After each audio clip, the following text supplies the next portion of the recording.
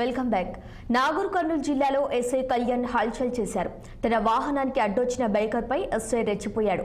అతన్ని తిట్టి తొక్కి అతనిపై దాడి చేశాడు. అంతేకాకుండా 70,000 విలువ చేసే లాకెట్ పోయిందని, రాబరీ కేసు పెడతానని బెదిరించినట్లు బాధితుడు తెలిపాడు. తనకు న్యాయం చేయాలంటూ పోలీసులకు ఫిర్యాదు చేశాడు.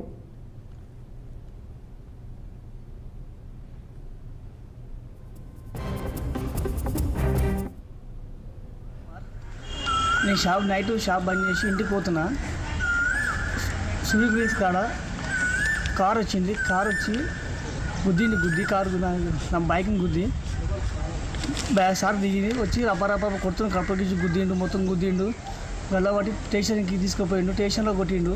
రాత్రి మొత్తం నైట్ వాళ్ళు కడుపులో చచ్చిపోయి హాస్పిటల్కి పోయి చూపెట్టుకుని నైట్ 1:30కు మొత్తం గవర్నమెంట్ హాస్పిటల్కి పోయి మొత్తం చూపెట్టుకుని చేసిన.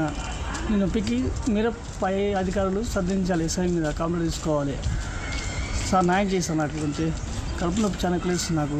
నైట్ వచ్చి సార్ అనవసరం కొట్టిన వచ్చి చేయని తప్పు సార్ కొట్టిన అధికారం చూసి పైన అధికారం కుమార్. నేను నైట్ షాప్ బంద్ చేసి ఇంటికి పోతున్నా.